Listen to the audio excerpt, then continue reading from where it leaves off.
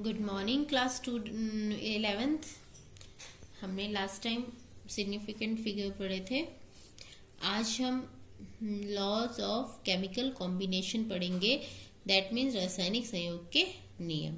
ठीक है, रासायनिक संयोग के नियम मीन्स क्या होता है? जब कभी कोई भी रासायनिक यौगिक होते हैं ना, तो जब रासायनिक अभिक्रियाएं होती है तो उस समय वो नियम के अनुसार एक दूसरे के साथ केमिकली कंबाइंड होते हैं, तो वो लॉज क्या कहलाते हैं? Laws of chemical combination. अब सबसे पहले जो है वो है आपका द्रव्यमान संरक्षण का नियम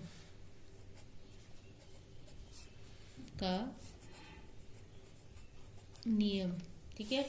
इसमें सबसे पहले जो द्रव्यमान संरक्षण का नियम जो आ रहा है उसको क्या बोलेंगे? लॉ ऑफ कंजर्वेशन ऑफ मास, यानी कि लॉ ऑफ कंजर्वेशन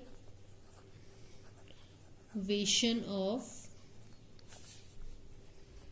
मास। ठीक है, आप सभी को पता है जो मास दैट मीन जो द्रव्यमान होता है, उसमें कोई भी द्रव्य का जो द्रव्यमान होता है, जो द्रव्य होता है वो तो ना तो क्या किया जाता है, अगर हम उसके बेस पे देखें, ना उसको उत्पन्न किया जा सकता है और ना ही नष्ट किया जा सकता है। क्लियर? तो ये नियम ये बताता है ना कि कोई भी, अगर हम किसी भी बात करेंगे, कोई भी केमिकल चेंज हो रही होगी, ठीक है, रासायनिक परिवर्तन हो रहा होगा, तो उस समय कोई भी केमिकल चेंज हो रही होगी तो उस समय जो किसी भी अभिकारक होता है ना, आपको पता है कोई भी रिएक्शन होती है तो उसमें एक रिएक्टेंट होता है और एक प्रोडक्ट होता है। ठीक है, तो जो रिएक्टेंट का जो मास होता है, यानी कि अभिकारक का जो मास होता है, वो उसके किसके जो प्रोडक्ट है उसके मास के योग के बराबर होता है। ये कौन बताता है हमें? लॉ ऑफ कंजर्वेशन ऑफ मास। वो क्या बताता है कि किसी भी अभिक्रिया में, किसी भी रासायनिक अभिक्रिया में जो केमिकल चेंजेस आते हैं उस समय क्या होता है, जो मास होता है यानी कि जो द्रव्यमान होता है अभिकारक का, वो हमेशा उत्पाद के द्रव्यमान के बराबर होता है। दैट मीन्स एग्जाम्पल ले लेते हैं, like calcium carbonate. This is क्या? Calcium carbonate. ठीक है, आपको इसको अगर हम हीट करेंगे, इसका केमिकल नाम कैल्शियम कार्बोनेट और वैसे सिंपल नाम मार्बल है। नॉर्मली इसको हम मार्बल कहते हैं। इसको अगर हम हीट करेंगे it will breakup, dissociate into calcium oxide and carbon dioxide gas will liberated. ठीक है, तो ये रिएक्शन होगी। तो इस केस में अगर यहाँ पर 100 ग्राम कैल्शियम कार्बोनेट लेते हैं तो जो प्रोडक्ट आता है वो आता है कैल्शियम ऑक्साइड जो होता है वो 56 ग्राम, और जो कार्बन डाइऑक्साइड आती है वो 44 ग्राम कार्बन डाइऑक्साइड मिलती है। दैट मीन्स ये लॉ ऑफ कंजर्वेशन ऑफ मास को शो करता है। ये भी 100 ग्राम हो गया, तो यानी कि ये रिएक्टेंट है आपके पास, ठीक है, और ये आपके पास क्या है? प्रोडक्ट है। क्लियर? तो रिएक्टेंट का मास कितना आ रहा है? 100 ग्राम आ रहा है, और प्रोडक्ट का मास भी क्या आ रहा है? 100 ग्राम ही आ रहा है। तो ये नियम क्या होता है? इसमें mass of reactant is always equal to the mass of product. This show the law of conservation of mass. Clear? तो अगर हम इसको लिखेंगे, क्या लिखेंगे? द्रव्य, ये जो नियम है वो दिया था आपके पास, लेवोशियर ने दिया था। किसने दिया था? लेवोशियर ने दिया था, 1774 में दिया था। कब दिया था? लेवोशियर ने दिया था। और कब दिया था? 1774 में। ठीक है, द्रव्यमान संरक्षण के नियम को लेवोशियर ने 1774 में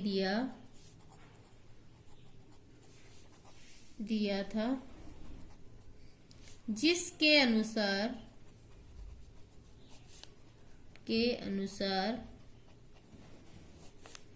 किसी भी,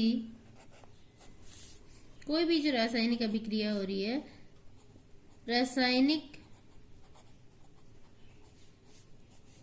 परिवर्तन के दौरान नेचुरली जब रासायनिक अभिक्रिया होगी तो चेंजेस आएंगे ही आएंगे, और वो चेंजेस क्या होंगे? रासायनिक परिवर्तन के दौरान अभिकारक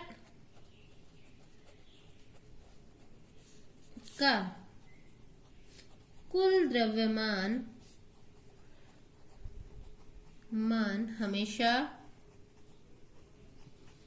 उत्पाद के कुल द्रव्यमान के बराबर होगा। कुल द्रव्यमान के बराबर होगा। ये कौन बताता है? Law of conservation of mass की mass of reactant is always equal to the mass of product. Clear? तो इसी के को वेरीफाई करने के लिए, इसी को प्रूफ करने के लिए जो लैवोशियर था उसने एक एक्सपेरिमेंट किया, जिसमें उसने क्या किया, इसको सत्यापित करने के लिए एक एक्सपेरिमेंट किया। ठीक है, उसने क्या किया, उसमें एक इस तरह की ट्यूब ली जो एच के आकार की थी। ठीक है, एच शेप्ड एक ट्यूब ली जिसे लैंडोल्ट ट्यूब कहा जाता है, यानी कि लैंडोल्ट नली टाइप की होती है, वो कहा जाता है, जो किसकी शेप की होती है बच्चों? एच की शेप की। क्लियर?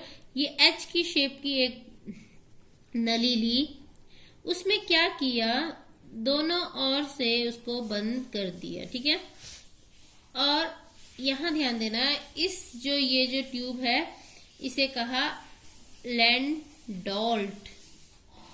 ठीक है, ट्यूब। ठीक है, ये ली उसने। ठीक है, इसको प्रूफ करने के लिए कि ये रूल प्रूफ होता है कि नहीं, सत्यापित होता है, ये रूल सही है कि नहीं है, इसको प्रूफ करने के लिए उसने ये लिया। इसमें क्या किया, दोनों ओर से कॉर्क लगा दिया और पूरी तरह से बंद कर दिया। ठीक है, दोनों साइड से, ताकि केवल जो मिक्सचर इसके अंदर है वो ही रहे और कोई ना बाहर जा सके ना अंदर आ सके। क्लियर हो गया? और उसने क्या किया, इसमें सिल्वर नाइट्रेट की सॉल्यूशन डाल दी एक साइड पे। किसकी सॉल्यूशन डाल दी? Silver nitrate, AgNO3। ठीक है, और दूसरी साइड पे उसने क्या कर दिया, दूसरी साइड पर उसने क्या डाल दिया, सोडियम क्लोराइड डाल दिया, नमक की सॉल्यूशन डाल दी। क्लियर? और यहां से भी पहले बंद कर दिया। ठीक है, यहां से भी पहले बंद कर दिया, और जब उसको वे किया, जब इसका मास लिया, इसको वेट किया, तो दोनों के मास क्या था, वेट करने पे मान लेते हैं अगर ये 50 ग्राम सिल्वर नाइट्रेट लिया, ठीक है, 50 ग्राम सिल्वर नाइट्रेट लिया और 100 ग्राम NaCl ले लिया। ठीक है, और इसमें 50 ग्राम सिल्वर नाइट्रेट था और 100 ग्राम NaCl था, तो जो प्रोडक्ट मिला तो वो क्या हुआ, फिर उसने पहले तो इसको वे किया, इसका 50 ग्राम था और इसका कितना था बेटा, 100 ग्राम। क्लियर हो गया? अब उसने क्या किया, यहाँ पर एक स्टॉपर लगाया था, उसको ओपन कर दिया। ठीक है, उसको क्या कर दिया, खोल दिया, और खोलने के बाद इन दोनों को मिक्स कर दिया। क्लियर हो गया? इन दोनों को क्या कर दिया, मिक्स कर दिया, इसको हिलाया और इसको पूरी तरह से मिक्स कर दिया। तो क्या हुआ, इनके बीच में रिएक्शन हो गई, यानी कि exchange of ion takes place. ठीक है, अब मैं रिएक्शन के थ्रू बताऊंगी। इनके बीच में क्या हो गया, रिएक्शन हो गई, यानी कि सिल्वर के जो आयन थे वो क्लोरीन के साथ मिल गए और सोडियम के आयन थे वो नाइट्रेट के साथ मिल गए, और तब जाके जो प्रोडक्ट बना वो क्या बना, सिल्वर क्लोराइड बना और सोडियम नाइट्रेट बना। क्लियर? तब जाके फिर दोबारा से उसने इसको वे किया, तब दोबारा से इसका वेट किया, तो भी उन टोटल जो वेट आया वो भी कितना आया, 150 ग्राम आया। क्लियर? तो इससे क्या प्रूफ हुआ कि दोनों जो मिक्सचर है, चाहे वो रिएक्टेंट के केस में 150 ग्राम था और जब प्रोडक्ट फॉर्म हुआ तो भी वो क्या हुआ, 150 ग्राम हुआ, जिससे प्रूफ हुआ कि ये लॉ ऑफ कंजर्वेशन ऑफ मास को शो करता है। क्लियर? मैं बता देती हूँ किस तरह से उसने क्या किया, सिल्वर नाइट्रेट AgNO3 और क्या लिया दूसरे में, NaCl, 50 gram of AgNO3 silver nitrate और 100 gram of sodium chloride. This gives us AgCl plus इन्होंने दिया यहाँ पर सोडियम NaNO3 सोडियम नाइट्रेट, और यहाँ पर जो आया वो 75 ग्राम इसका आया और 75 ग्राम इसका आया। क्लियर? तो टोटल मिला के कितना हुआ 150 ग्राम, और इसका भी टोटल मिला के क्या था 150 ग्राम। क्लियर हो गया? तो ये किसको फॉलो करता है? लॉ ऑफ कंजर्वेशन ऑफ मास को फॉलो करता है, यानी कि जो अभिकारक का जो कुल द्रव्यमान था वो उत्पाद के कुल द्रव्यमान के योग के बराबर होता है। ये किसने किया?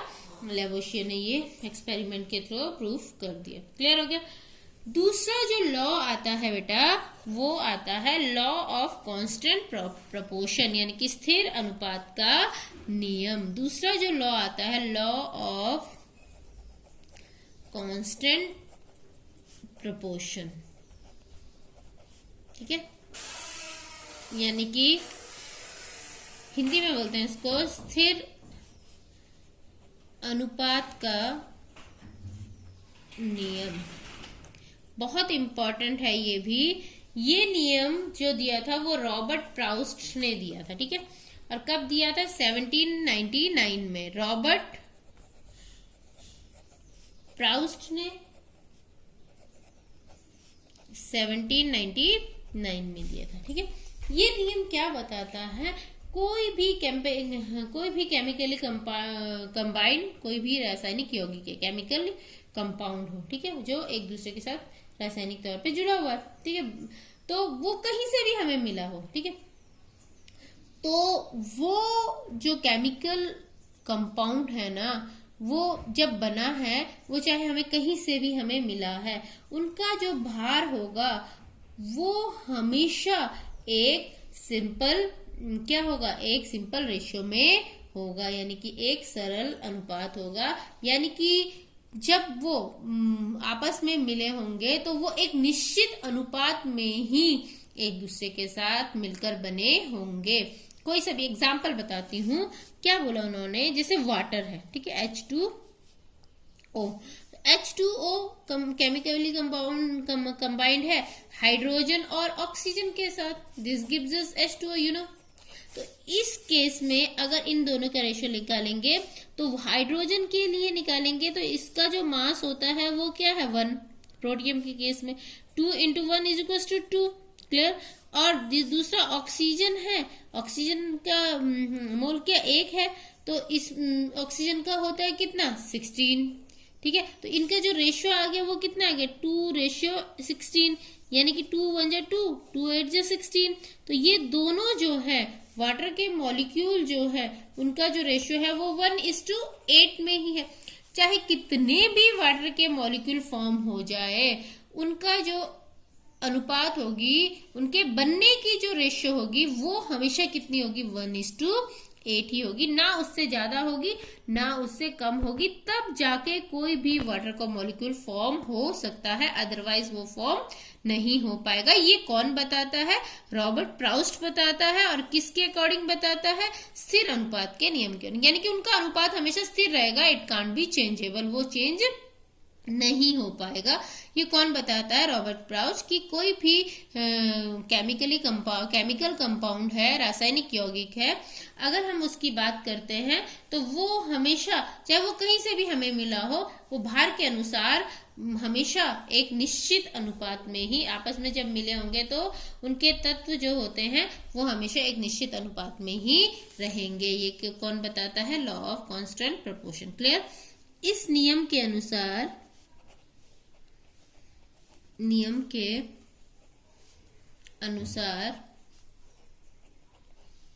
कोई भी रासायनिक यौगिक चाहे वो किसी भी स्रोत से मिला हो, उनमें उपस्थित तत्व हमेशा भार के अनुसार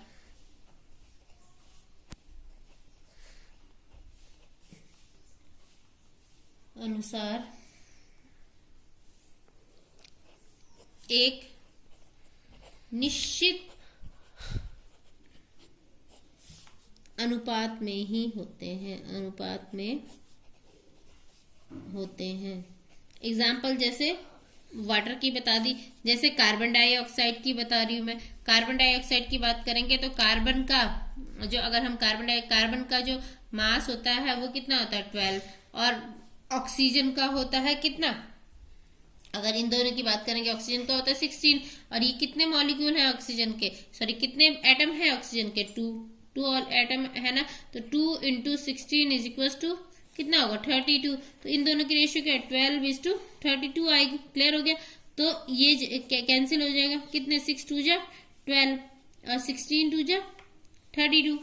ठीक है, फिर ये कटेगा 3 2 जा 6 8 2 जा 16, यानी कि इनकी जो रेशियो होगी वो क्या आएगी 3:8 की रेशियो में आएगी। यानी कि जो कार्बन डाइऑक्साइड बनेगा वो हमेशा 3:8 के रेशियो में ही बनेगा। ये जो बेटा आइसोटोप्स की बात करेंगे, कार्बन के 3 आइसोटोप्स होते हैं। ठीक है, ये ज्यादातर आइसोटोप, अगर हम कार्बन के आइसोटोप्स की बात करते हैं तो आपको पता है कार्बन के आइसोटोप्स 3 होते हैं।